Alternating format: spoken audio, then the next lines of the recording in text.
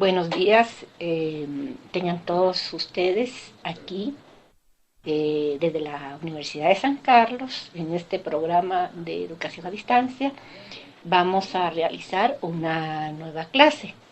Esta clase tiene que ver con la genética.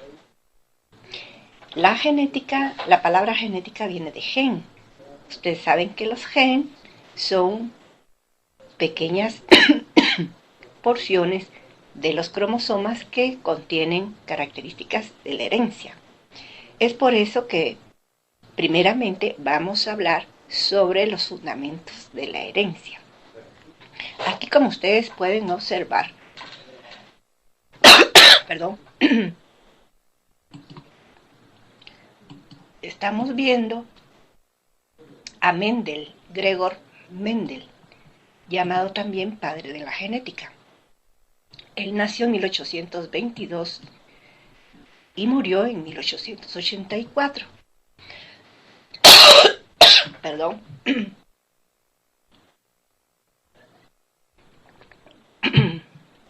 Pero a él se le debe algunos fundamentos básicos de la herencia, por ejemplo, el descubrimiento de reglas básicas de la herencia en eucariotas. Recuerden ustedes que la célula eucariota es aquella que contiene un núcleo organizado y que dentro del núcleo se encuentran los cromosomas, y en los cromosomas principalmente están los genes. Es ahí donde se encuentra todo, digamos, el fundamento de la herencia. Vamos a ver cuál fue el logro de Mendel. Bueno, el logro de Mendel fue llevar todos estos fundamentos de la herencia al método de experimentación. Mendel se puede decir que hizo un estudio muy exhaustivo y bastante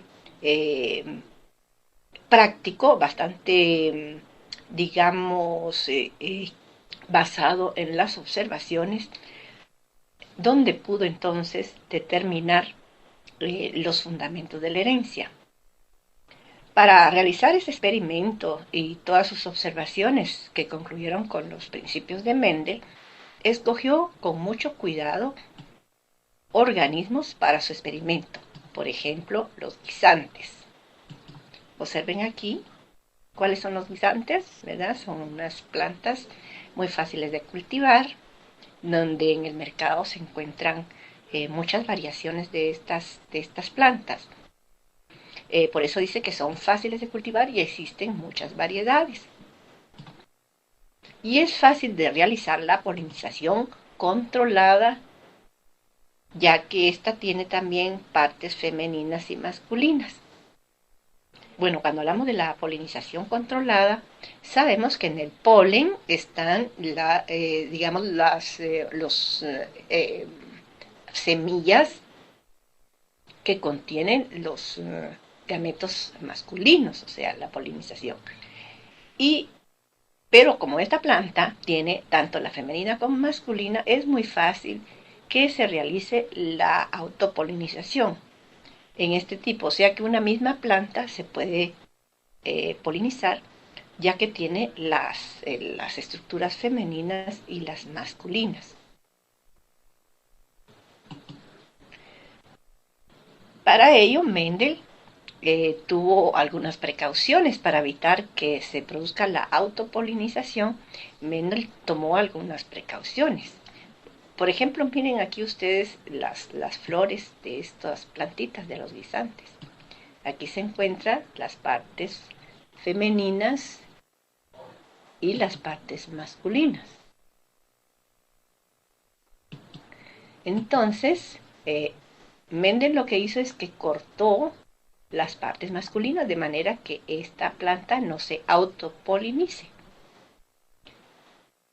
Entonces pueden eliminarse las anteras, que son las productoras del polen, para evitar la autopolinización.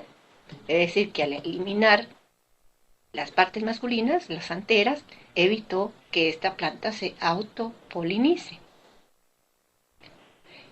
Entonces es posible de esta manera aplicar polen de una fuente distinta en los estigmas, que son los receptores femeninos. Para realizar esto, Mendel tuvo que encerrar en pequeñas bolsitas las estructuras masculinas para evitar que se autopolinicen, y realizó trabajos preliminares para lograr líneas puras. O sea que todas estas precauciones que tomó Mendel hicieron posible que la planta no se autopolinizara. Y el objetivo final de todos estos experimentos y estos cuidados preliminares en los guisantes, todo esto lo hizo para evitar que hubiera variedades en este tipo de planta y poder lograr variedades puras.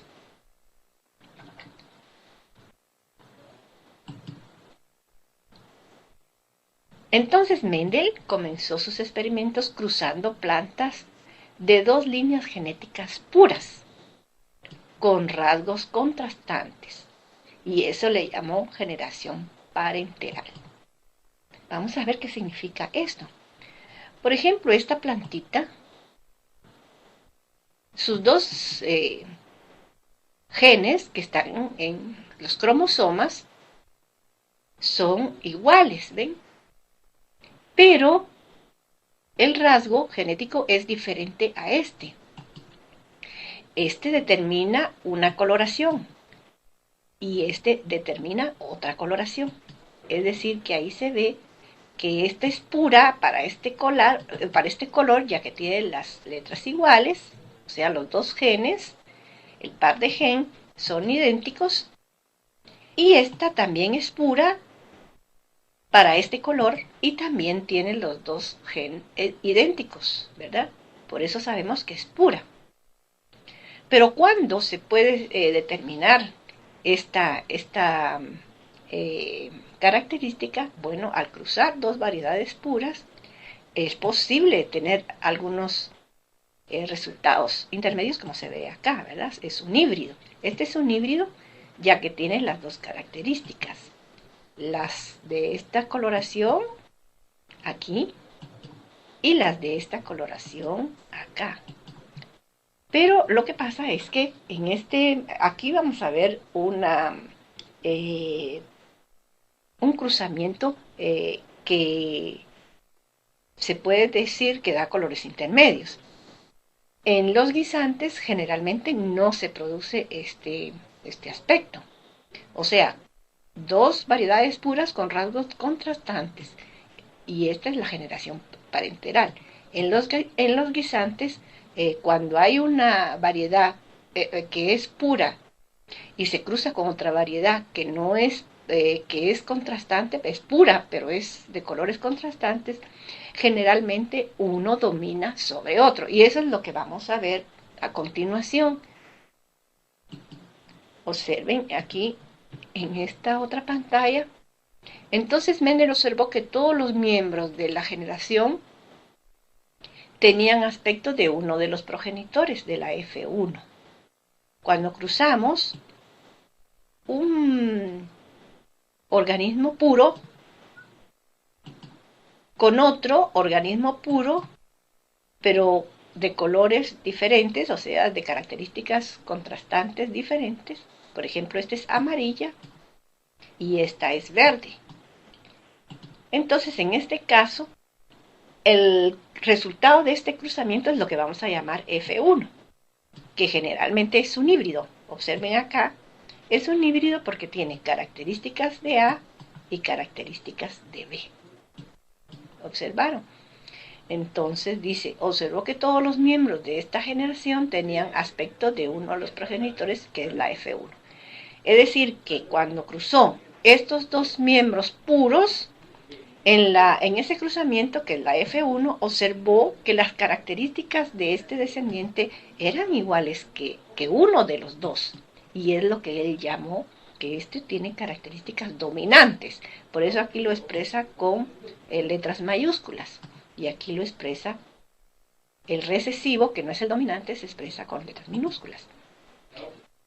Entonces, este progenitor tiene tiene una alternativa de donar cromosoma A y cromosoma B. Y este tiene una alternativa, donar cromosoma A y donar cromosoma B. Es por lo tanto que la F1 va a tener cromosomas de ambos. Pero la apariencia va a ser igual a uno de los progenitores, que es el progenitor dominante. En la F2, que se produce por cruzamiento entre dos F1, obtuvo 787 plantas altas y 277 plantas bajas. Observó que el factor hereditario de la talla corta reapareció en la F2. Estaba claro que no se había perdido en la F1. Vamos a explicar qué queremos significar con esto. Cuando Mendel obtuvo este resultado, o sea que este descendiente va a ser igual a uno de los descendientes, por fuera, ¿verdad?, su apariencia, entonces él se sorprendió porque pensó que se había anulado las características de este otro descendiente. Sin embargo, cuando cruzó dos F1, dos miembros de este cruzamiento, observó que volvía a reaparecer en una tercera parte, volvía a reaparecer el gen que aparentemente se había perdido. Observó, entonces vamos a volver a repetir a ver si lo entendemos mejor. En la F2, que se produce por cruzamiento entre dos F1, recuérdense que este es el F1, dos de estos, obtuvo 787 plantas altas, o sea, digamos que en este caso el dominante es plantas altas, y 277 plantas bajas. Si ustedes observan estas dos cantidades, vamos a ver que 277 es la tercera parte de 787. O sea, una tercera parte tenía estas características, o sea, era igual que el progenitor dominante. Y observó que el factor hereditario de la talla corta, o sea, del factor recesivo, reapareció en la F2. Cuando cruzamos dos F1, obtenemos la F2. Está claro que no se había perdido en la F1. Entonces ahí él se dio cuenta que este gen que él pensó que se había perdido reaparece en la F2.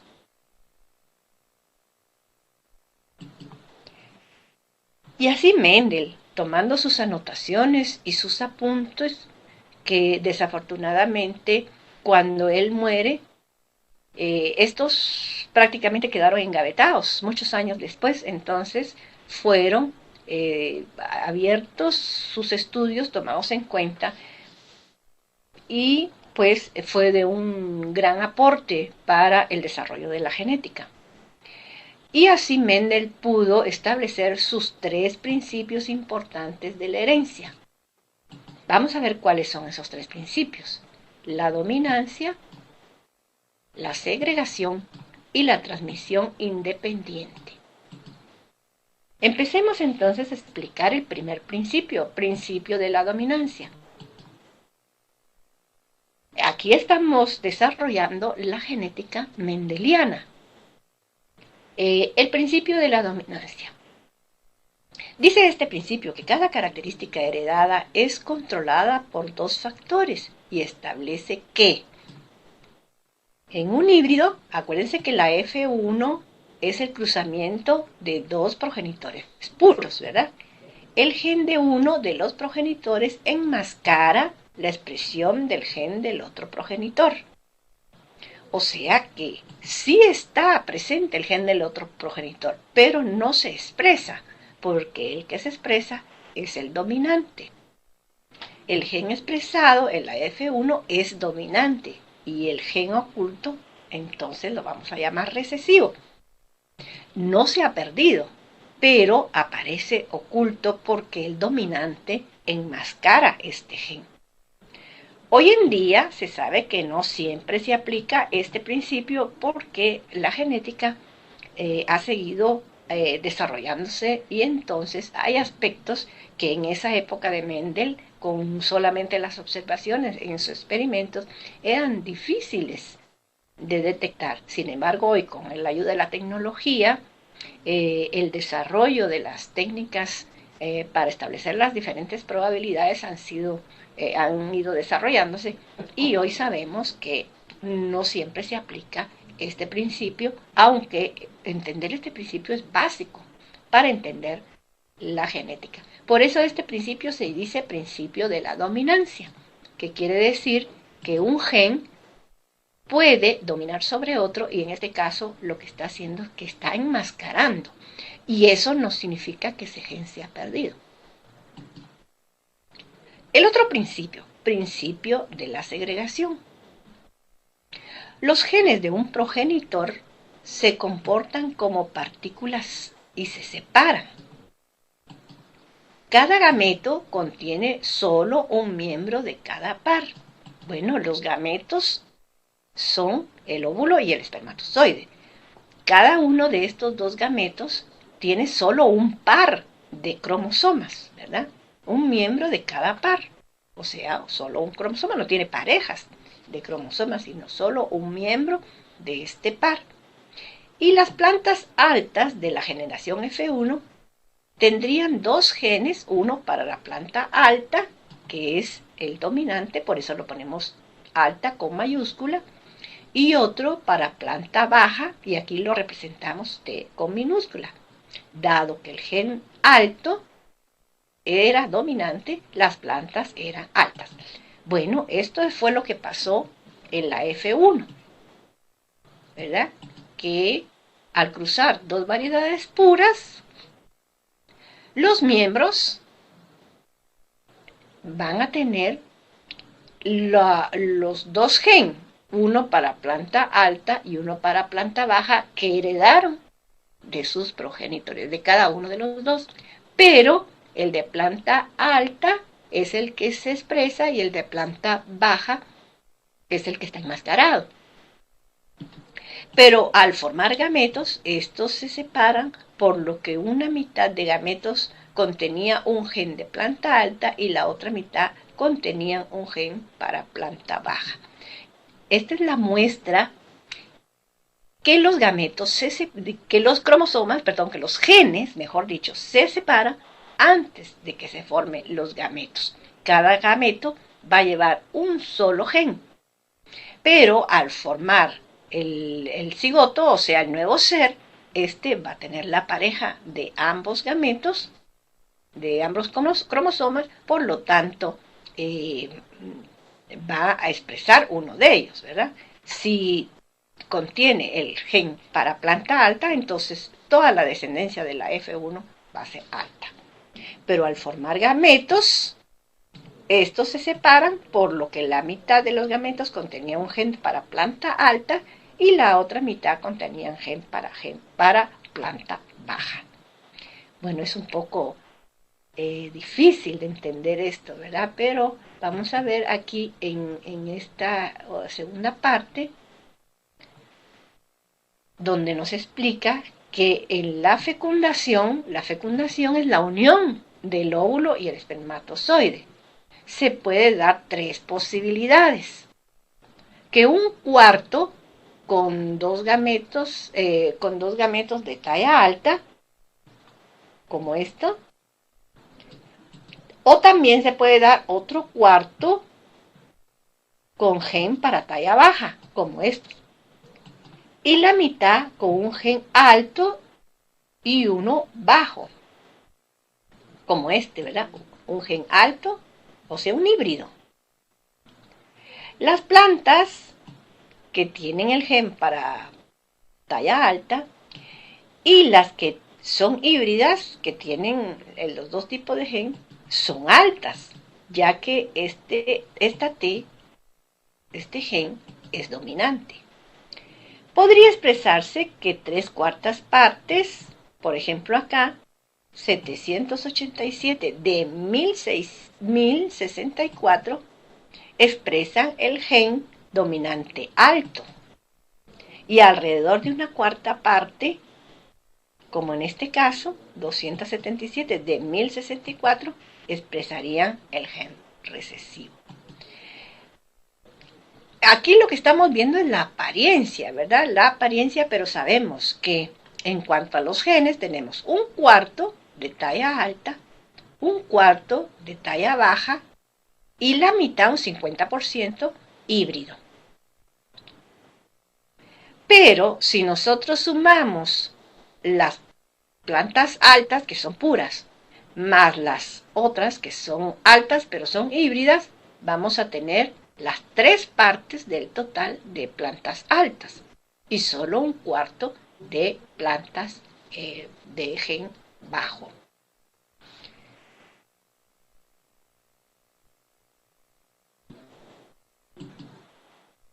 Vamos a ver, antes de comenzar a explicar el tercer principio, o que es el principio de la transmisión independiente, vamos a explicar algunos conceptos genéticos que son muy importantes para poder entender el otro principio. Decimos que el ADN, que es ácido desoxirribonucleico, es el compuesto químico que forma la molécula de ADN. Generalmente la molécula se representa de esta manera. Pues vemos que esta molécula, su compuesto principal es ácido desoxirribonucleico. También tenemos que la cromátide está constituida por una sola molécula larga de ADN. O sea, una molécula larga de ADN es lo que forma en el cromosoma una cromátida. Vamos a ver si encontramos un cromosoma acá. Por ejemplo, aquí vemos, miren. Una cromátida sería este pedazo. Perdón, este pedazo, hasta acá. Y otra cromátida sería esta, y estas dos serían cromátidas hermanas. Pero como ustedes pueden ver acá, las cromátidas están formadas por fragmentos de ADN. Y cada fragmento de ADN representa un gen. Es decir, que en ese fragmento están algunas de las características que se heredan de generación en generación. Por eso decimos que un gen, vamos a volver a lo anterior. Una cromátida está constituida por una sola molécula larga de ADN, como vimos en la figura anterior. Vamos a ver qué es un locus. Un locus significa la localización de un gen similar, de genes similares en cromosomas homólogos. Es también una variable de un gen que controla un tipo específico de una característica. Bueno, volvemos otra vez a la figura posterior. Por ejemplo, acá, este gen está localizado en un sitio. O sea, se podría decir que un locus es el fragmento de gen que está localizado acá en un sitio específico. ¿Verdad? Volvemos otra vez al anterior. Dice, un locus, localización de gen similares en cromosomas homólogos. Cuando hablamos de cromosomas homólogos, estamos hablando de la pareja de cromosomas en una célula diploide. Es también una variable en un gen que controla un tipo específico de una característica. O sea que no solamente nos referimos al espacio donde está el gen, sino al tipo de característica que lo va a contener. Entonces quedamos que cromosomas homólogos es el par de cromosomas que encontramos en una célula diploide. Diploide, o sea, en un cigoto. El gen es el segmento de cromosoma que contiene la información requerida para controlar algún aspecto del organismo. Ejemplo, color de la semilla, forma de la semilla, forma de la vaina, etc. Cada una de las características que aparecen en los seres vivos están controladas por los genes. Los genes contienen esas variaciones. ¿Qué es un alelo? Alelo son genes que rigen las variaciones de la misma característica y ocupan un loci, que es el plural de locus, correspondientes en cromosomas homólogos. Veamos acá estos dos que aparecen en un sitio determinado de los cromosomas, ¿verdad? Esta es la pareja de cromosomas. Este es alelo con este, ya que portan variaciones de la misma característica y están en un sitio determinado, o sea, locus o loci en plural, en el cromosoma. Entonces vemos acá que estos alelos son idénticos. ¿Ven? Portan la misma característica en cromosomas homólogos. Y estos alelos que vemos acá de la otra pareja también son idénticos. Y está en un lugar específico en esta pareja de cromosomas homólogos.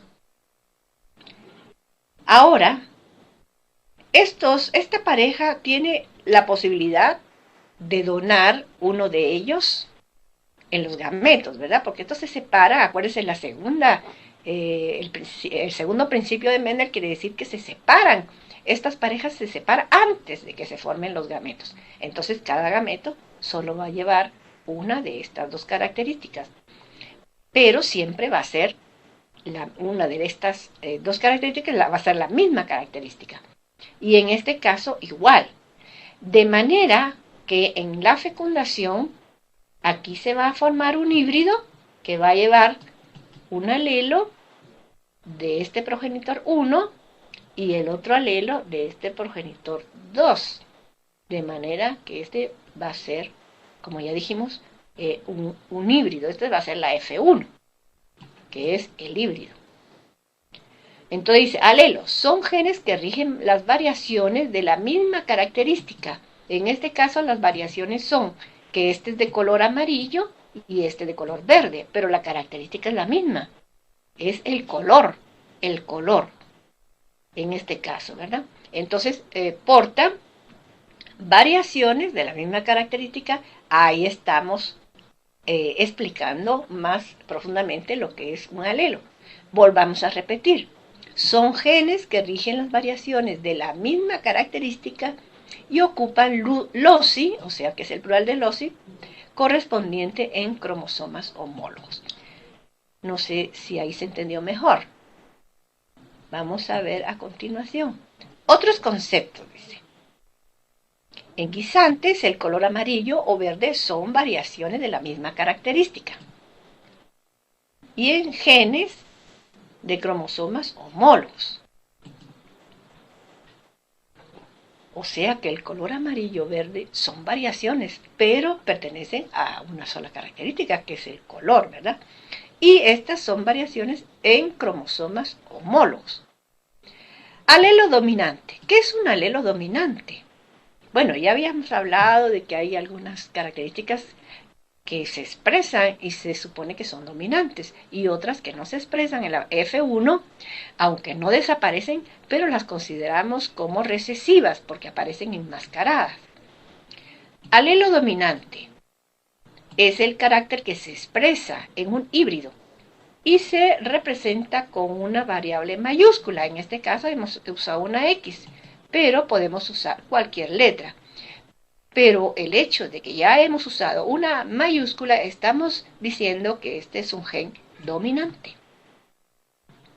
El alelo recesivo, alelo que permanece oculto en un híbrido, pero no se contamina, o sea, no desaparece. Y suele expresarse en la F2, o sea, en la siguiente generación, vuelve a salir. Y se expresa con la misma letra, pero con minúscula. O sea, esto ya está representando que es un gen recesivo, que puede permanecer oculto en la F1, pero reaparece en la F2, que es la siguiente generación, o sea, el cruzamiento de 2F1. Otro concepto genético es cruzamiento monohíbrido. Bueno, mono significa uno, ¿verdad? Es un cruzamiento entre dos individuos que portan diferentes alelos para un solo locus. Bueno, vamos a explicar qué significa esto. Aquí vamos a hacer un cruzamiento, pero como hizo Mendel, tuvo la precaución de seguir la herencia de algunas características contrastantes. Entonces, cuando decimos que estamos haciendo un cruzamiento monohíbrido, nos estamos refiriendo que estamos cruzando a dos individuos, pero estamos siguiendo la herencia de una sola característica. Entonces, volvamos a repetir, es el cruzamiento entre dos individuos que portan diferentes alelos para un solo locus. Pero ahí lo que estamos haciendo es, estamos siguiendo la herencia de una característica. Heterocigótico. ¿Qué quiere decir heterocigótico? Quiere decir que poseen alelos diferentes para un locus. Por ejemplo, en este caso, es un híbrido, es un heterocigótico. La palabra hetero significa diferente. Observen este cromosoma y este es dominante y este es recesivo. Por lo tanto, no son idénticos, pero están siguiendo la misma característica. Y homocigótico, que poseen alelos idénticos. Por ejemplo, en este caso, este par de alelos son idénticos y son dominantes. O si no, este también son idénticos y son recesivos. El prefijo homo significa igual, ¿verdad? Entonces son alelos idénticos, en este caso dominantes, y alelos idénticos, en este caso recesivos. Vamos a seguir acá otros conceptos. Por ejemplo, ¿qué quiere decir fenotipo? El fenotipo es, digamos, lo que se expresa. Es el aspecto en un ambiente dado con respecto a determinado rasgo hereditario. Sabemos que el ambiente influye mucho en la variación de las características en los diferentes organismos, ¿verdad? Pero lo que se expresa, o sea, el aspecto que se puede manifestar en un organismo es lo que se llama fenotipo. Es el aspecto en un ambiente dado con respecto a determinado rasgo hereditario. Sin embargo, el genotipo, observemos bien la palabra de gen, es decir, aquí nos está expresando la característica genética. Ya no es solamente lo que se expresa, sino es la característica de cómo se estructuran los genes en cada uno de los organismos. Es la constitución genética de ese organismo expresada en símbolos. Ya habíamos visto homocigótico dominante, como en este caso, homocigótico dominante, homocigótico recesivo, en este caso, o sea, genes iguales, alelos iguales, pero recesivo, o heterocigótico, en este caso, ¿ven? Que está un gen dominante y un gen recesivo. Entonces estos conceptos es muy bueno aplicarlos en los diferentes ejercicios que se pueden realizar con los cálculos de probabilidades en cuanto al estudio de la genética. Pero para realizar hallar la probabilidad de que pueda salir un rasgo genético u otro rasgo genético en un cruzamiento, se usa el cuadro de Punnett. Los cuadros de Punnett predicen estas probabilidades. Vamos a ver qué dice aquí. Dice, los gametos, óvulo y espermatozoide contienen un solo par de alelos, ¿verdad? Un alelo puede ser dominante o uno recesivo, pero solo uno, nunca ambos. Acuérdense que los gametos solo van a aportar uno de los genes del cigoto, o sea, del progenitor. Los gametos que contienen alelos B, o sea, los dominantes, y los que contienen alelos B, o sea, los recesivos, son producidos en cantidades iguales en los individuos heterocigóticos. Un individuo heterocigótico puede aportar la misma cantidad de B dominante o de B recesivo. El cuadro de Punnett predice las combinaciones posibles de óvulo y espermatozoide durante la fecundación. Suelen expresarse de forma como un tablero de ajedrez. Así se suelen expresar. Bueno, aquí vamos a ver un tablero de ajedrez, aquí creo que tenemos.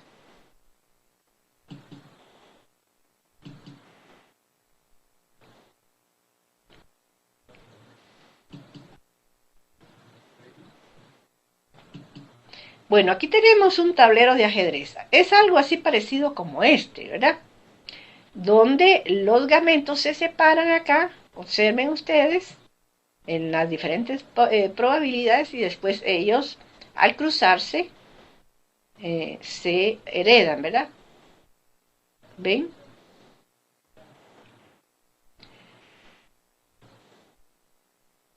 Volveremos entonces a nuestra temática anterior.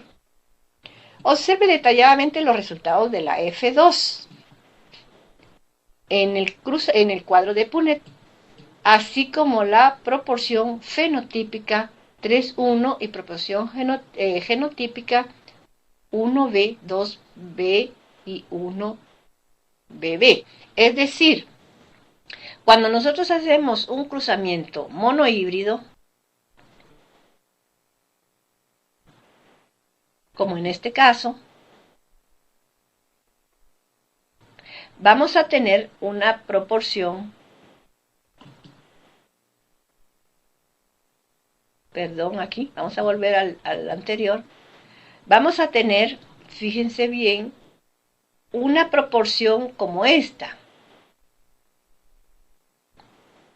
Aquí tenemos un cuarto, de estos 4, tenemos un cuarto dominante. Aquí lo expresamos con A y aquí lo expresamos con B. Otro cuarto que es recesivo, como en el caso de acá, ¿verdad? Y tenemos 2 cuartos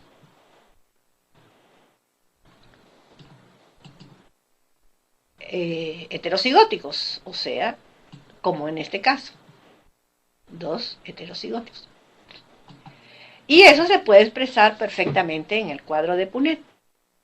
Es evidente en este ejemplo el cumplimiento de las proporciones obtenidas por Mendel en los experimentos de cruzamiento de guisantes. O sea, Mendel, con solo sus observaciones en los guisantes, pudo establecer estas proporciones que vemos acá. Los gametos se separan y las probabilidades, en los híbridos, ¿verdad? En los híbridos. Y las probabilidades de recombinación son un cuarto dominante, un cuarto recesivo y 2 cuartos heterocigóticos. Continuaremos acá. Un cruzamiento de prueba. Los genetistas distinguen los cobayos negros. Los cobayos son como una especie de curieles o cuyos. Se usan diferentes términos para este tipo de animalito. Pero los genetistas distinguen los cobayos negros homocigóticos. Por ejemplo, este es un cobayo negro homocigótico, quiere decir que es puro y es dominante. de los heterocigóticos, que son estos mezclados, ¿verdad? Pero son negros porque tienen esta variable dominante por medio de un cruzamiento de prueba. Mendel cruzó plantas heterocigóticas altas con homocigóticas bajas, recesivas, y predijo que el progenitor híbrido produciría cantidades iguales de gametos T y de gametos T, o sea, de gametos dominantes y de gametos recesivos, en tanto que el progenitor homocigótico bajo solo va a producir gametos T. Este es el progenitor bajo. Él solo puede producir gametos T. Ahora, un progenitor alto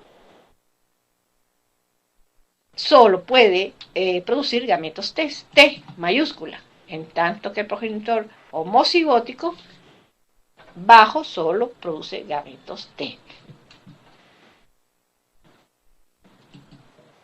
Cruzamiento de prueba. Bueno, este sería un cruzamiento de prueba, ¿verdad? Hacemos un cruzamiento de prueba para comprobar si uno de los progenitores es puro. Y de esta manera se cruza, como ustedes ven acá, un progenitor puro, dominante, con un progenitor puro recesivo. Entonces en la F1 vamos a tener el 100% de individuos híbridos, como en este caso, acá. O sea, en este caso amarillo, porque el amarillo es el dominante. Ahora, para el cruzamiento de prueba, cruzamos un progenitor, un F1 híbrido, con un progenitor que sea puro recesivo, como en este caso. Este progenitor solo puede dar este tipo de gametos, de cromosomas. Por eso aquí tenemos este cromosoma, ¿verdad? Y al realizar el cruzamiento, entonces vamos a tener un 50-50. Es decir, que este progenitor va a expresarse en esta proporción, mitad amarillos y mitad verdes. De esta manera podemos decir que este progenitor, era un progenitor puro y que este también era un progenitor puro. Es decir, que este es un cruzamiento de prueba donde podemos determinar qué progenitor, si el progenitor que cruzamos, por ejemplo en este caso, este es puro anteriormente o no.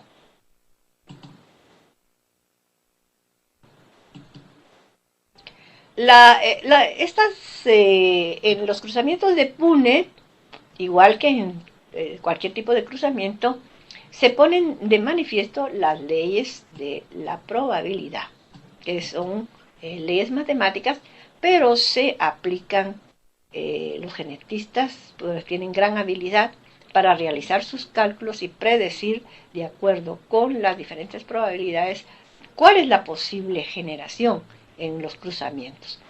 Predicen los acontecimientos genéticos. Y existen tres posibilidades de 4.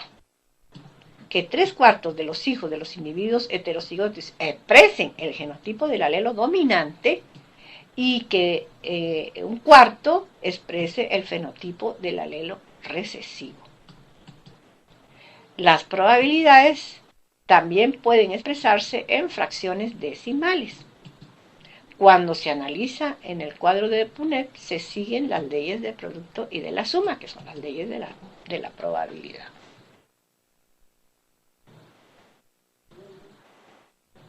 Vamos a continuar aquí en la segunda. Bueno, este es el tercer principio de Mendel, ¿verdad? El principio de la distribución independiente. Recuerden que habíamos visto el primero, el segundo y este sería el tercero, ¿verdad? ¿Qué establece este principio? Bueno, establece que los alelos de diferente loci se distribuyen al azar en los gametos de diferente loci, es decir, que no estén en el mismo sitio, alelos que no estén en el mismo, dos pares de alelos que estén en sitios diferentes. Estos individuos en la generación F1 producen 4 tipos de gametos con la misma probabilidad, o puede ser, como aquí se está analizando dos características diferentes, o sea, dos pares de alelos, entonces la probabilidad es que los dos alelos que se están analizando sean dominantes o que sean híbridos, como en este caso, ¿verdad? O que los dos sean recesivos, como en este caso. Por eso es que al realizar entonces el cuadro de Punnett, debe tener 16 cuadros que representen los cigotos. En este caso se debe de cumplir una proporción 9:3:3:1, fenotípicamente. Esta es la proporción esperada en una generación híbrida, o sea, en la F2, si los loci están en cromosomas no homólogos. Observen acá, este es el cruzamiento dihíbrido. Fíjense que aquí estamos analizando dos características, por eso usamos dos variables diferentes. Digamos, podría ser el color y podría ser la talla. Y estos pares de genes están en locus diferentes, estos alelos están en locus diferentes. Ahora, cada uno de estos pares de alelos tiene estas probabilidades, o que sean dominantes, homocigótico dominante, heterocigóticos, pero variando en estas características, y homocigótico recesivo. Entonces aquí estamos cruzando un progenitor y aquí estamos cruzando el otro con el otro progenitor. Sí, y en este tablero, como ustedes pueden ver, nosotros realizamos la técnica de columna y de fila. Vamos a cruzar esta fila con esta columna y nos va a dar este resultado. Y así sucesivamente, ¿verdad? Esta con este y nos va a dar, digamos, este resultado. Y así este con este nos va a dar este resultado. Y cuando hagamos el análisis fenotipo de cómo va a salir esta generación, podemos decir que 1, 2, 3, 4, 5, 6, 7, 8 y 9, que son los anaranjados, van a salir todos altos, digamos, si estamos analizando el gen alto y la talla y el color, van a salir todos estos altos y del color dominante. Digamos que el dominante es amarillo. Van a salir altos y amarillos, todos estos, 9. Y si seguimos analizando, vamos a ver que 3 van a salir de color verde, ¿verdad? O sea, de color verde y de talla baja. Y 3, como estos que vamos a ver acá, van a salir de color, son híbridos, o sea que van a estar mezclados. Y solo uno de ellos, va a salir bajo de talla baja. O sea que va a salir, digamos que el A es la talla y el B es el color. Estos van a salir bajos de talla alta. Estos van a salir bajos de talla alta, bajos de talla alta, y estos van a salir bajos, amarillos de talla alta, amarillos de talla alta, amarillos de talla alta, y estos serían amarillos de talla baja. Ahí vemos que se cumple entonces la proporción 9:3:3:1. Otro de los conceptos que es importante tener en cuenta en la genética es el entrecruzamiento. Generalmente la pareja de cromosomas, como ustedes ven acá, la pareja de cromosomas, antes de que se produzca la separación, estas cromátidas, ven, por ejemplo, las que están más en la parte interior, que están más unidas, pueden intercambiar segmentos, ven, como en este caso. Se entrecruzan y, por ejemplo, acá se entrecruzan cambiando segmentos, o se ven acá y acá. De esta manera hay una variación genética, pero no está contemplada dentro de los principios de Mendel. O sea, las cromátidas homólogas, que no hermanas, esta sería una cromátida hermana con esta cromátida. Esta sería hermana con esta cromátida. Pero no homóloga sería esta cromátida con esta cromátida, son cromátidas no homólogas, no hermanas. Y estas que están en el interior pueden entrecruzarse en un punto o en varios puntos, como en este caso. Y de esta manera, observen ustedes cómo han intercambiado genes y ahí se ha producido una gran variedad genética. Por eso dice, cromátidas homólogas, no hermanas, pueden intercambiar segmentos de material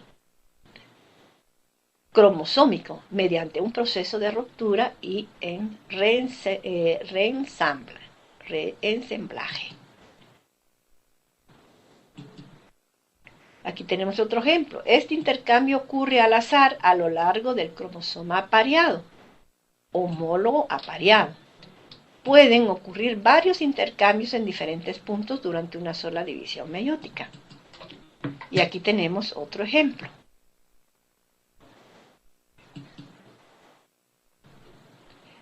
Las probabilidades de que dos genes sean separados por entrecruzamiento es proporcional a la distancia física entre ellos en el cromosoma. Mientras más cerca se encuentren, hay más probabilidades de intercambiar cromosomas. Por ejemplo, en este caso, ¿ven? Hay más probabilidades de intercambiar. El entrecruzamiento permite la recombinación de genes ligados. El entrecruzamiento permite la recombinación de genes ligados. A veces los genes vienen ligados, o sea, se heredan como que si fuera en un paquete. Varios genes se heredan ligados. Los genes recombinantes son aquellos que contienen una recombinación de genes que no está presente en la generación parenteral. Cuando ya ha habido variaciones y estos se heredan, pero se heredan sin tomar en cuenta cómo eran los progenitores anteriormente, eso es lo que se llama genes recombinados. Estos se heredan juntos y no de forma independiente. Esta es otra característica. Observemos acá. ¿Qué es la dominancia incompleta? A veces no se pone de manifiesto la dominancia completa. Es decir, que ninguno de los pares de genes es totalmente dominante sobre otro, como en el caso que habíamos visto en las observaciones de Mendel. Un miembro de un par de alelos puede no ser por completo dominante sobre otro. En tales casos es incorrecto usar términos dominante y recesivo. Es decir, aquí no sería correcto usar letras minúsculas ni mayúsculas. ¿Por qué? Porque ninguno de los dos es dominante ni es recesivo. En algunas especies, flores blancas y flores rojas producen descendencia en la F1 que es rosada. Por ejemplo, en este caso, flores rojas, flores blancas y producen descendencia rosada. Al cruzar flores rosadas, o sea, dos F1, dos flores rosadas, la descendencia tiene flores rojas rosadas y blancas en proporción 1, 2, 1. Una roja, dos rosadas y una blanca. Otro de los conceptos muy importantes en la genética que hay que tomar en cuenta es que los cromosomas sexuales especiales determinan el sexo. Cuando vemos las parejas de cromosomas, vamos a ver que la última pareja, o sea, el par 23, ya que el ser humano tiene 23 parejas de cromosomas, ¿verdad? 46 cromosomas. Pues una de estas parejas es la que determina el sexo. Pero en la mayoría de individuos homogaméticos, o sea, que tienen gametos iguales, tiene un par de cromosomas sexuales idénticos, por ejemplo, XX. Las mujeres somos homogametos y los hombres son heterogametos. ¿Por qué? Porque las mujeres tenemos dos cromosomas iguales y los hombres tienen dos cromosomas que no son iguales. Entonces, ¿quién determina el sexo? Cuando estos se separan, en el principio de Mendel, la segregación, estos gametos se pueden heredar de forma independiente. Entonces el varón produce tantos cromosomas X como cromosomas Y, pero la mujer solo produce cromosomas X, como ustedes pueden ver acá. Cuando se produce un cruzamiento, hay iguales probabilidades de obtener un hijo mujer o un hijo varón, o sea, 50-50. Los heterogametos, como en el caso de los varones, tienen dos cromosomas sexuales distintos y producen dos tipos de gametos, X y Y. En muchos animales las hembras son homogaméticas y los machos son heterogaméticos, como también en el caso del ser humano. ¿Cómo se determina el sexo entonces? En este caso el varón, en seres humanos, tiene 22 pares de autosomas más un cromosoma Y un cromosoma X. Los cromosomas autosomas son los cromosomas que están en las células somáticas y los cromosomas sexuales son independientes, o sea, es un par que no lo contamos dentro de los 23 pares. Por lo tanto, el varón va a tener 22 pares autosomas más otro par que son los cromosomas sexuales, que es X y Y. Las mujeres tenemos 22 autosomas más 2 cromosomas X. El varón aporta en los gametos cromosomas X y cromosomas Y en iguales cantidades. Y la mujer solo cromosomas X. Por lo tanto, bueno, aquí ya tenemos otro aspecto, lo que habíamos hablado anteriormente de los genes ligados. En ocasiones, los genes se heredan en paquetes, o sea, ligamientos de genes al cromosoma X. Muchas veces el cromosoma X, que es el de las mujeres, ¿verdad? Ya que la mujer es homocigótica, para el cromosoma X humano, contiene muchos loci que son necesarios en ambos sexos. Y los cromosomas Y tienen menos genes y uno o más genes que determinan la masculinidad. Algunos casos controlados por genes se localizan en el cromosoma X, como la ceguera de color, por ejemplo el daltonismo y la hemofilia. Estos son trastornos genéticos que se encuentran ligados al cromosoma X. Y aquí tenemos, digamos, si una mujer tiene un cromosoma X que tiene este problema del daltonismo o la hemofilia, puede heredar a sus descendientes este cromosoma afectado. Digamos que se casa con un hombre sano, que no tiene ninguna afectación en su cromosoma X, la portadora acá va a ser la mujer, pero el hombre es el que va a ser el afectado. Observen en este caso, La mujer aporta este cromosoma X sano y el hombre aporta este cromosoma Y en el varón sano. Por lo tanto, este varón es normal. Aquí tenemos esta mujer donde aporta la madre el cromosoma X normal y el padre aporta el cromosoma X normal, por lo tanto esta mujer es normal. Veamos en este caso. Este es un hombre en el cual la madre aportó el cromosoma X afectado y el padre aportó el cromosoma Y normal, que no tiene ninguna relación con este gen afectado, ya que el cromosoma X no lo presenta. Entonces, este varón de todas maneras va a ser afectado, porque el X acá va a ser el portador de esta afección.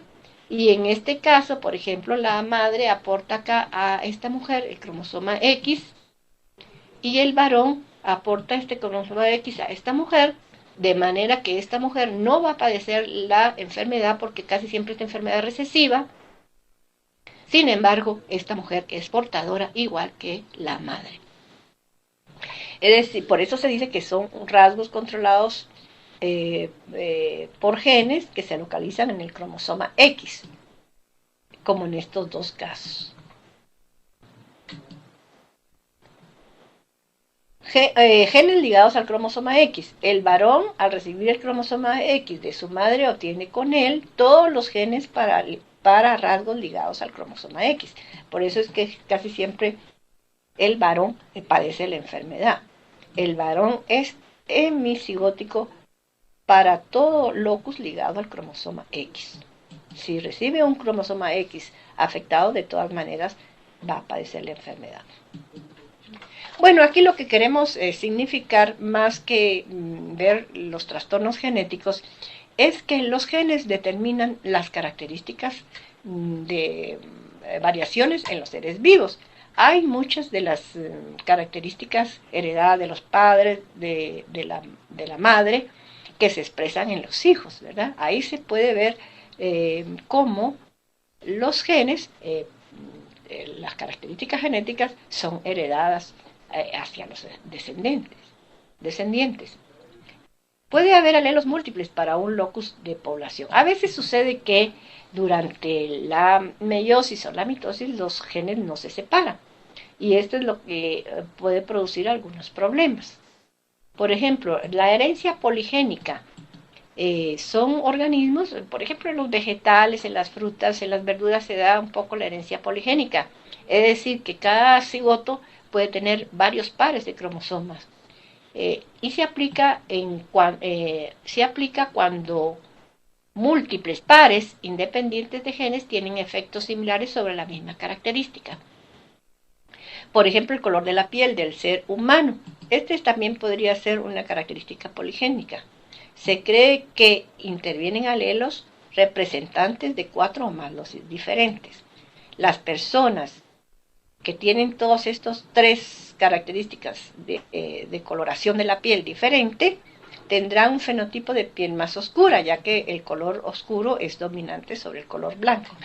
Y la que tenga estos genes tendrá un fenotipo de color más clara.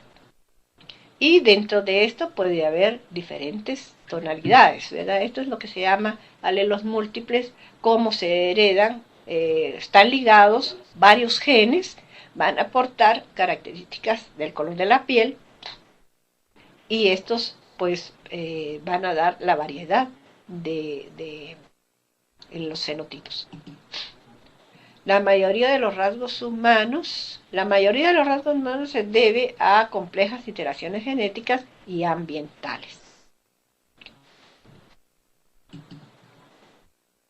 Algunas anomalías humanas pueden ser causa de déficit o exceso de cromosomas, y esto se denomina aneuploidías. Puede ser resultado de una división meiótica o mitótica anormal. También recibe el nombre de no disyunción. Por ejemplo, aquí, como ustedes pueden ver, durante la meiosis debieran haberse separado estos gametos, pero se heredaron juntos, no se han separado o hubo aquí un desprendimiento de un fragmento de otro gameto y en esta pareja, en la pareja 21, y esto trae una enfermedad que se llama síndrome de Down. Ven que aquí aparece 3 cromosomas, hay un cromosoma de más, y esto puede ocurrir, puede traer un trastorno. Otros trastornos causados por aneuploidías, o sea, falta o exceso de cromosomas, son el síndrome de Down, que tiene 3 copias en el cromosoma 21, el síndrome de Turner, que es la ausencia de un cromosoma sexual, o sea, solo va a tener un cromosoma, y el síndrome de Klinefelter tiene un cariotipo XX. Aquí hay una trisomía también, hay un cromosoma de más. Todos estos pueden causar trastornos, ¿verdad?, genéticos. Y también otros trastornos genéticos pueden ser la fenilcetonuria, que es la deficiencia de una enzima que convierte el aminoácido fenilcetonuria en tirosina. Y esto se produce precisamente en un accidente en la copia del ADN, donde se cambia un aminoácido por otro. Y la anemia drepanocítica es otro ejemplo, donde los eritrocitos contienen moléculas anormales de hemoglobina. Se produce una cristalización de la hemoglobina y esto hace que los eritrocitos se deformen. Bueno, aquí tenemos otros casos. La fibrosis cística, que es el resultado de un transporte iónico deficiente. Es una enfermedad que se puede hereditar. Y la hemofilia, que es un trastorno recesivo ligado al cromosoma X que afecta la coagulación sanguínea. Como vemos, como los genes pueden causar diferentes accidentes genéticos, pueden causar diferentes trastornos o enfermedades. Algunas de ellas pueden ser tratadas, pero son congénitas. Y aquí pues hemos terminado nuestra clase de hoy. Los invito a que puedan ustedes escuchar nuestra próxima clase. Bueno, nos vemos. Hasta luego y espero que hayan comprendido.